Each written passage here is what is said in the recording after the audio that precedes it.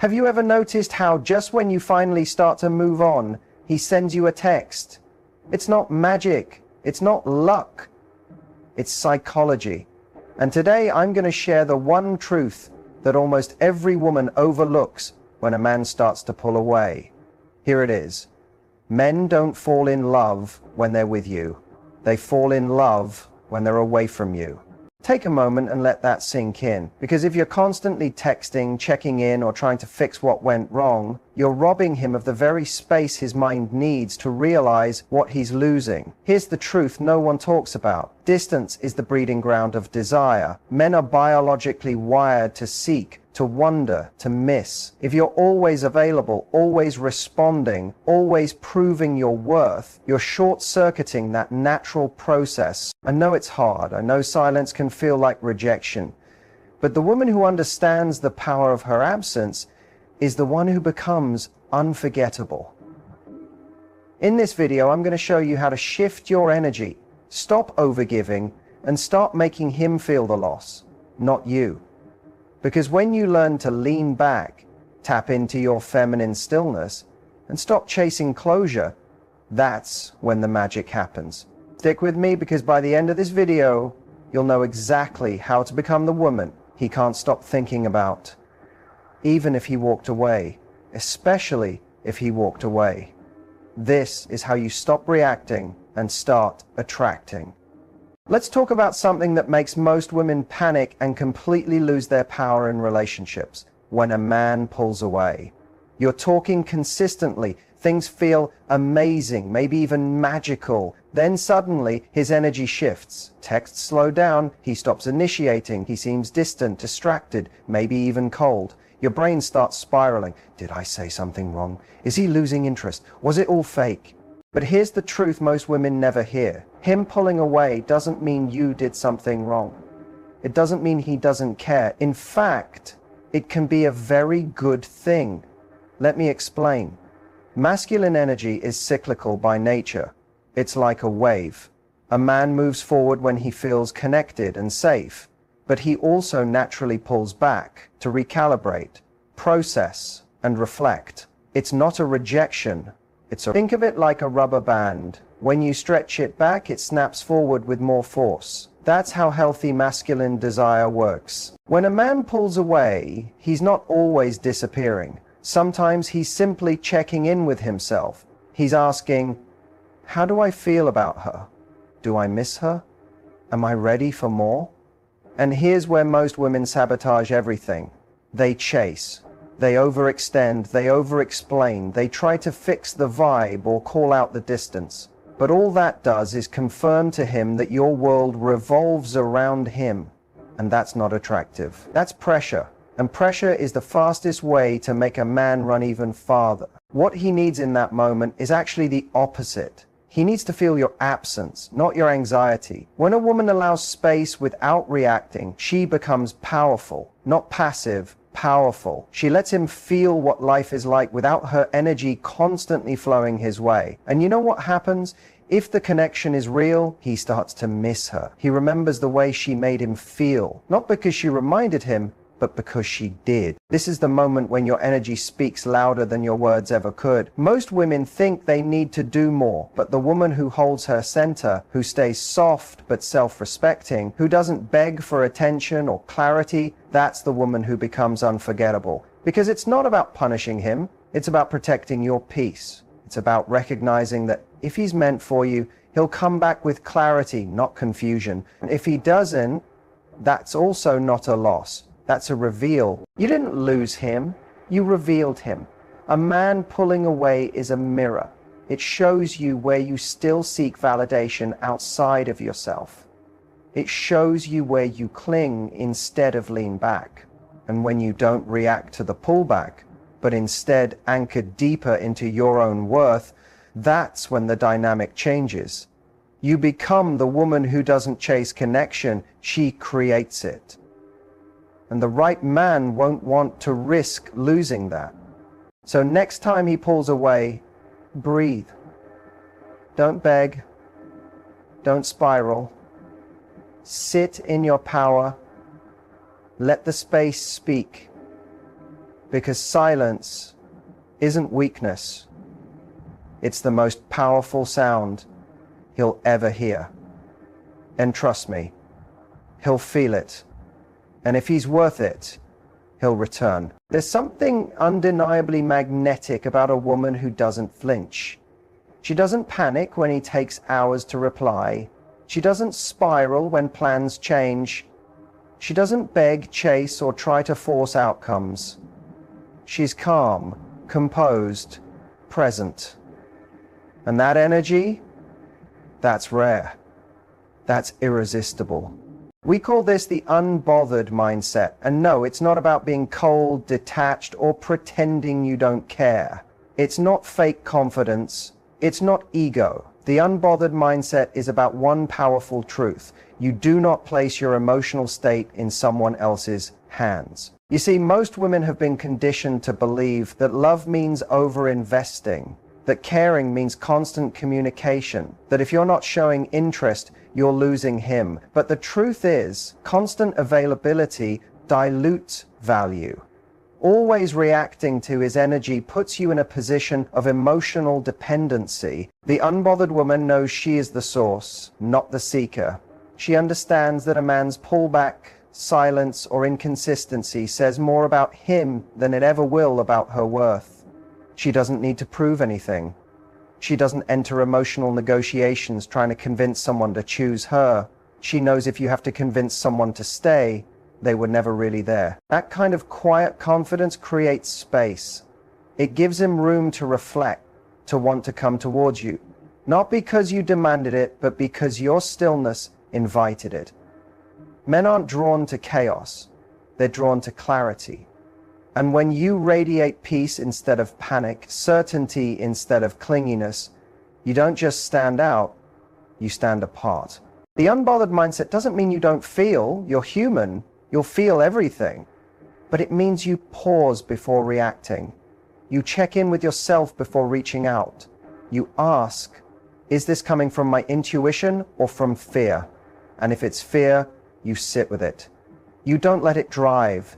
When a woman lives in her power, her standards don't change based on who's in front of her. Her energy doesn't shift depending on who's texting her or who's distant that day. She becomes stable, grounded, consistent. And here's the wild part. That kind of energy makes him uncertain. In the best way. It makes him curious, intrigued, maybe even a little nervous, because now he's wondering, what's going on in your world that makes you so complete without his constant validation? That's when the dynamic flips. That's when he leans in, not because you played a game, but because you stopped playing him.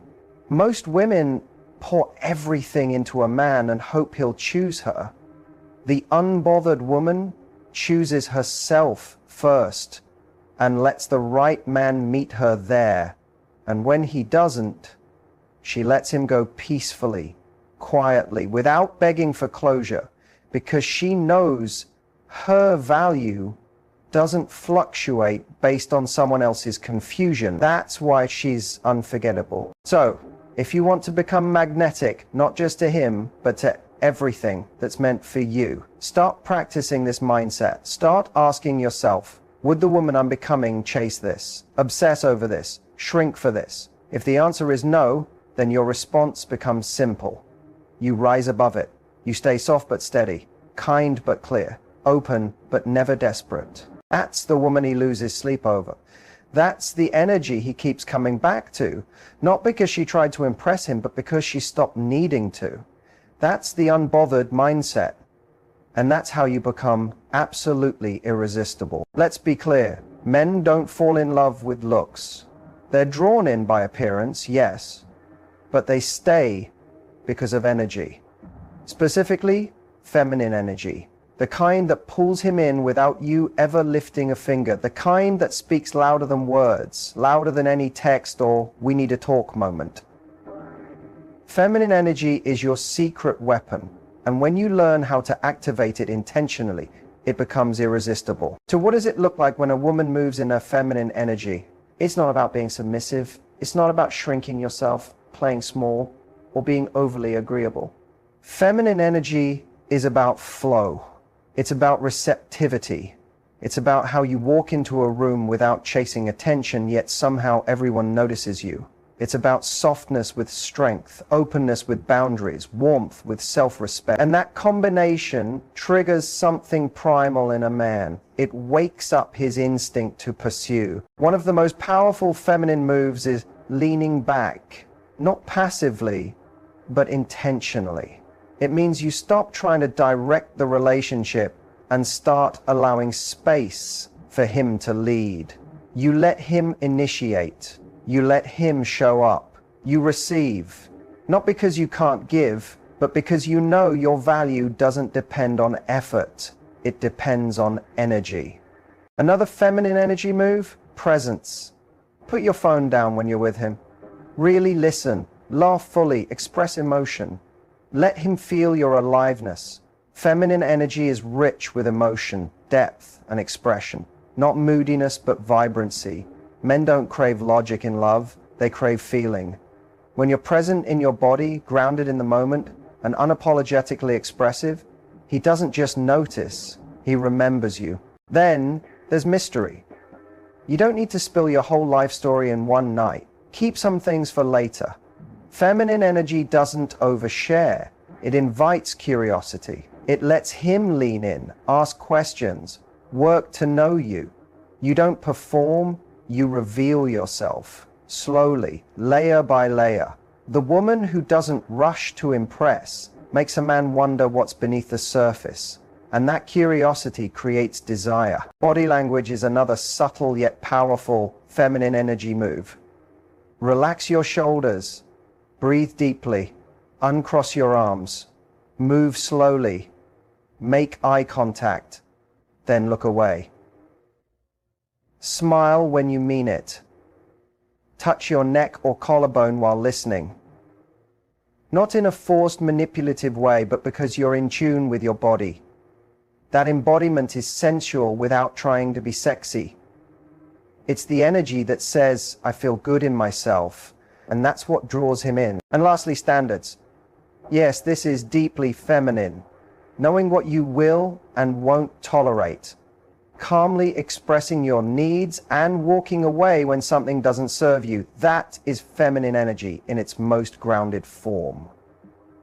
A woman who values her peace more than she fears losing a man, she's intoxicating. Because she's not afraid to lose him.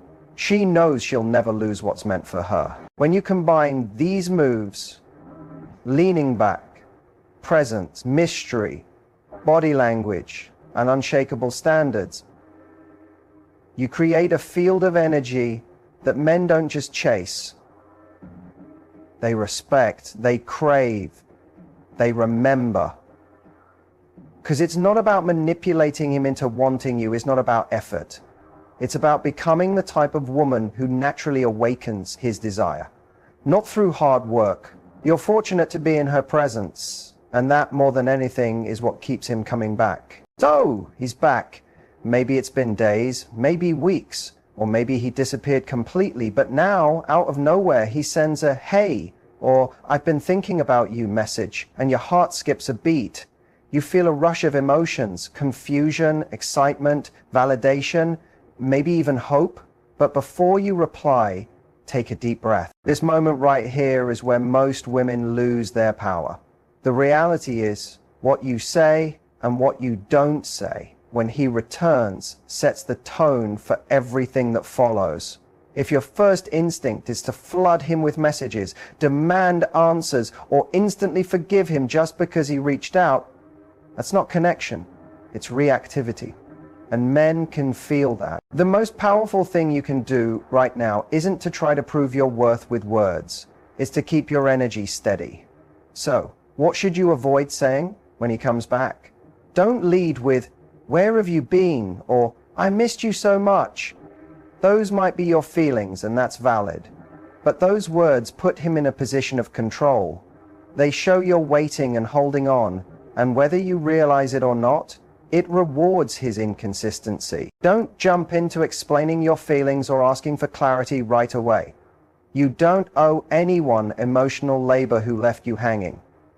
If he wants back into your life, he needs to earn his place with real, consistent effort, not just convenient check-ins. Also, avoid using sarcastic, punishing energy like, "Oh, look who finally decided to show up." That might feel good in the moment, but it closes off the emotional openness you've worked so hard to nurture. Now let's talk about what to say instead. If you're open to hearing him out, keep it neutral, graceful, and composed. A simple, "Hey, nice to hear from you. What made you reach out?" is powerful. It places the responsibility on him to start a real conversation, not just test the waters. If he sends something vague like, "I miss you," don't dive straight into your emotions. Instead, reply with something like, "I hope you've been well." Keep it short, calm, and collected. It shows you're not angry, but you're not jumping back into an emotional fantasy either. And if you're unsure about your own feelings, that's perfectly fine. You can say, "I've been focusing on myself. I need to think about whether reconnecting is the right move for me right now." That alone will stop him in his tracks. Now, you're the one who's making the decisions. You're in control. And that's incredibly powerful. What makes this so effective is that it reflects high-value energy. You're not playing games, but you're also not offering instant access to someone who once chose to walk away. Let him feel that. Let him sense that your world didn't crumble in his absence. Remember, how you respond teaches people how to treat you.